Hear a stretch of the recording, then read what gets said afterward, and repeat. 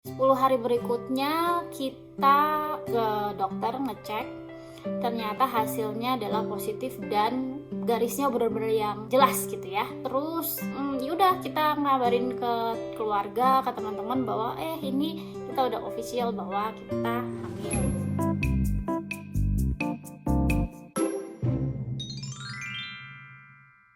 Halo, ketemu lagi dengan saya Rachel.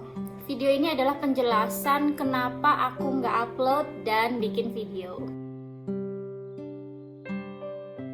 Berawal dari akhir Mei kita find out kalau aku hamil. Biasanya tuh aku sering banget terlambat datang bulan karena memang siklusnya nggak teratur. Tapi hari itu tuh aku kayak ngerasanya aneh gitu, badannya beda, gampang ngantuk. Terus aku lihat di kalender ternyata aku sudah 10 hari nggak dapet menstruasi. Jadi kita putuskan untuk beli test pack. Terus ngecek ternyata garisnya ada 2, tapi yang satu samar.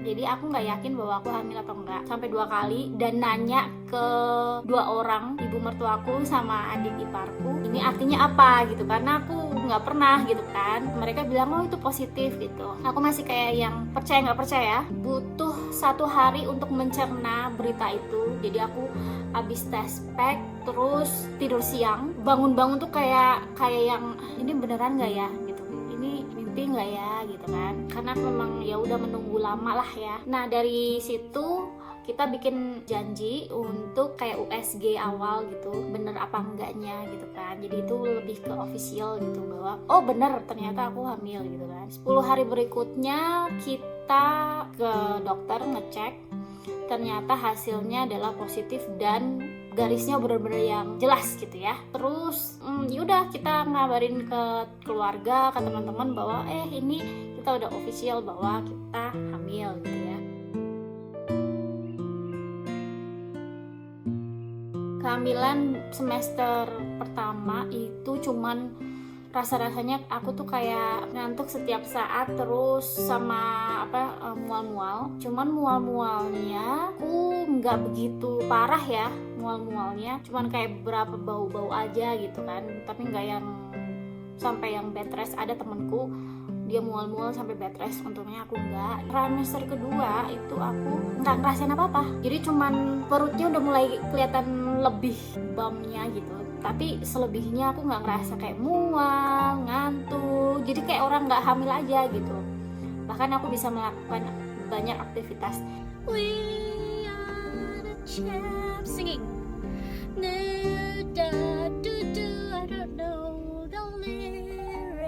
Sebenarnya waktu di trimester kedua itu aku pengen bikin video, cuman ternyata plannya berbeda. Jadi kita ada kejadian nih di rumah kita, ada banjir. Yang jadi main concern itu adalah jamur. Jadi di sini jamur yang warna hitam itu berbahaya, bisa bikin pokoknya penyakit serius gitu ya. Dan itu habis banyak banget.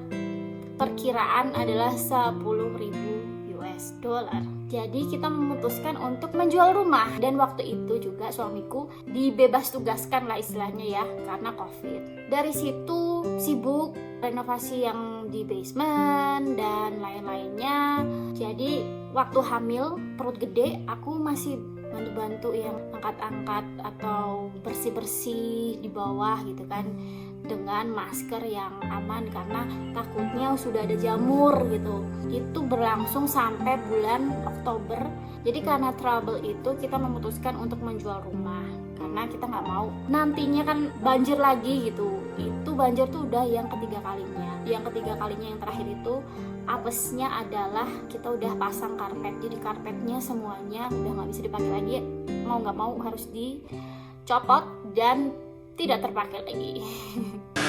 Ke agent untuk jual rumah, dan di sini itu prosesnya lumayan nggak bisa yang oke, aku mau jual rumah terjual, bayar tanda tangan selesai gitu. Nggak kayak gitu, lebih ribet. Kita ready untuk masukin ke list untuk jual rumah, itu kira-kira 35 hari. Kan ada waktu showing time ya. Itu aku inget banget, aku udah 7 bulan, udah gede, terus di luar winter. Untungnya agentnya punya mobil van gitu ya untuk aku, paling nggak pas showing time itu perkiraan ya 30 menit 45 menit itu aku di situ. Tapi kan dalam sehari bisa 3-4 showing time gitu kan, jadi lumayan lama. Nah aku tuh nggak bisa nyetir, jadi ya udah mau nggak mau nunggu selama itu, cari kesibukan di dalam van-nya itu, di dalam mobil, ngendon gitu kan. Dan untungnya ada penghangat kan di mobil itu, jadi di luar winter, di dalam anget gitu. Setelah showing time itu nggak langsung selesai nih, udah deal, kita udah dapat pembelinya, kita harus keluar dari rumah itu sekitar Januari tanggal 8. Jadi kita udah mulai nih jual-jual barang yang kita nggak bawa, terus mulai packing. Dan bayangin, packingnya cuman kita berdua, terus kita belum punya tempat mau kemana karena kita belum punya apartemen, nunggu si bayi lahir. Kenapa nunggu si bayi lahir? Karena rumah sakitnya sebenarnya dari rumah yang kita jual itu cuma 13 menit aja. Bayangin, aku tuh di pikiranku tuh kayak, oh oke, kalau nanti misalnya udah mules-mules nih atau pecah ketuban, itu kan harus cepet tuh. Oh oke nih, 13 menit doang, nggak selama itu. Dan suamiku kan nggak kerja karena dirumahkan karena COVID tadi. Jadi jadi aku nggak yang nanti di bayanganku nih ya, di pikiranku tuh nggak yang kayak di film-film, jadi nanti begini, aduh lama perjalanan. Enggak, 13 menit doang. Jadi makanya kenapa aku mau di sekitaran situ dulu tuh. Jadi karena alasan pengen deket sama rumah sakitnya, kita nggak kemana-mana tuh, jadi kita masih di area situ. Nah karena kita nggak punya tempat untuk tinggal, kita masukin barang-barang kita ke gudang, jadi persewaan gudang gitu kan.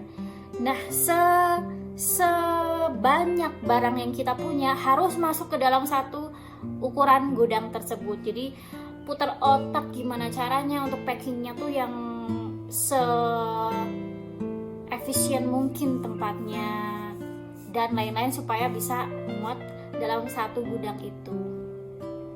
Memang banyak pilihan size-nya, cuman kita kayak mengira-ngira yang mana nih. Jadi dia sebenarnya kayak yang kayaknya ini cukup nih buat kita, dan sebenarnya bisa di-upgrade. Cuman waktu itu kenapa hanya tinggal dua gudang yang bisa, yang available gitu ya, dan satu itu gede banget. Ya udah kita pilih yang segini, dan dia perkiraan suamiku kayaknya ini muat nih untuk semua barang-barang kita. Oke, aku packing sendiri dengan pemikiran bahwa aku harus meminimalisir, harus efisien ruangan, tempat. Jadi kayak misalnya mangkok itu kan begini gitu ya, jadi di dalamnya dimasukin apa supaya flat. Terus yang jadi PR lagi adalah pas pindahan siapa nih yang mau angkat-angkat. Suamiku sudah pasti, tapi kan aku di trimester ketiga itu apalagi lebih ringkih ya. Di trimester ketiga itu aku lebih yang badan tuh pinggang mulai sakit, kaki mulai sakit gitu-gitu.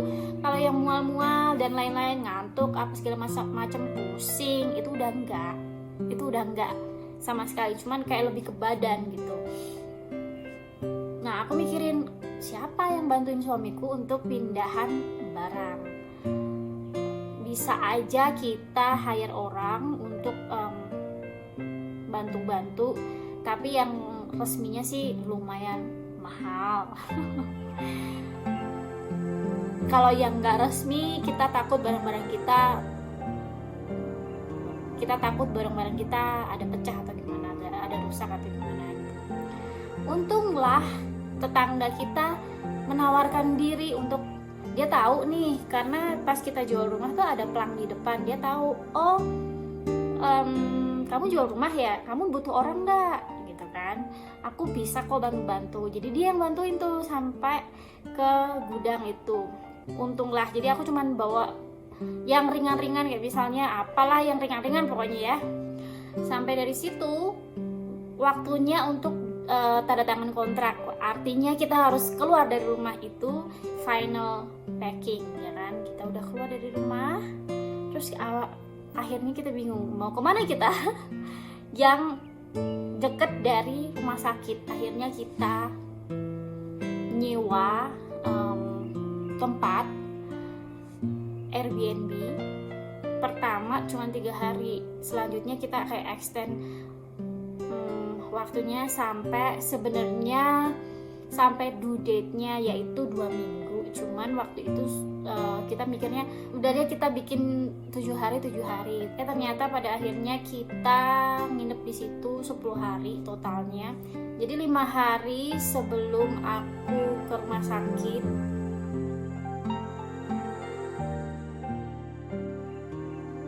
aku check up ke dokterku, dicek cervix itu aku sudah pembukaan 3, artinya apa sih, dilated 3 cm gitu ya. Tapi aku nggak ngerasain apa-apa, nggak ngerasain sakit, nggak ngerasain apa, maksudnya ya udah sakitnya yang masih bisa aku tolerir gitu ya. Kita masih nyari-nyari apartemen, kita masih jalan-jalan ke sana sini. Pas jalan-jalan pun ya aku masih ada sakit-sakit gitu, cuman masih bisa dihandle sama aku, nggak yang sakit banget yang aduh aku harus ke rumah sakit, enggak. Itu sampai berhari-hari, 5 hari. Terus akhirnya aku kayak yang aduh kok lama banget sakit-sakit gini doang, 5 hari berhari-hari tuh kapan aku mau melahirkan gitu kan. Dan saat itu udah masuk 38 minggu. Terus aku lihat postingan di Instagram itu ibu hamil itu apa sih, tahu nggak chiropractor di Indonesia, tahu lah pasti ya. Itu tuh aku lihat di Instagram, ibu hamil tuh di tulang pinggul itu di adjust gitu ya sama chiropractor. Terus aku bilang sama suamiku, oh barangkali bisa nih meringankan sakit pinggul, sakit pinggangku dan sakit-sakit lainnya itu kita ke chiropractor. Oke, jadi kita bikin janji sore itu juga ke sana.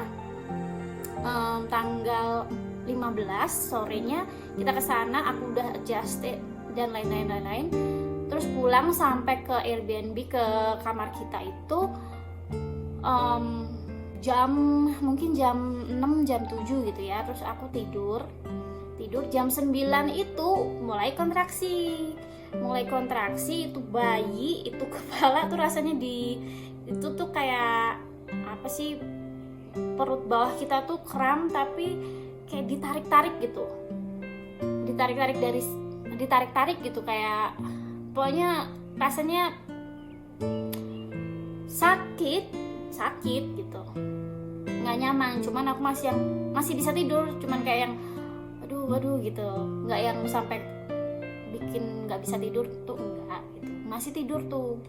Tapi aku masih nge-timer, jadi aku punya app untuk nge-timer untuk apa sih, tracking kontraksinya gitu kan, berapa lama, terus intervalnya berapa gitu. Aku masih tracking tuh sampai lama-lama kok rasanya makin kuat, makin kuat sampai akhirnya jam 3 malam aku bilang sama suamiku, oke, aku udah nggak kuat lagi, ini kayaknya udah dari app-nya itu udah 511 gitu kan, yang sesering itu dan sakit gitu. Kita ke rumah sakit dengan pikiran oh mungkin aku udah pembukaannya nambah gitu. Sampai di rumah sakit udah ditanganin apa segala macam, dicek cervix, oh ya ampun sakit banget. Dicek cervix itu sakit banget, nggak enak, aku sampai teriak-teriak. Dan dokternya beda dari dokter yang biasanya nanganin aku. pas hamil, ini dokternya laki gitu kan, ngecek cervix tuh sampai aku yang teriak-teriak, sampai dilakukan 2 kali pakai apa tuh yang diganjel di pantat itu, harus nahan lah ya.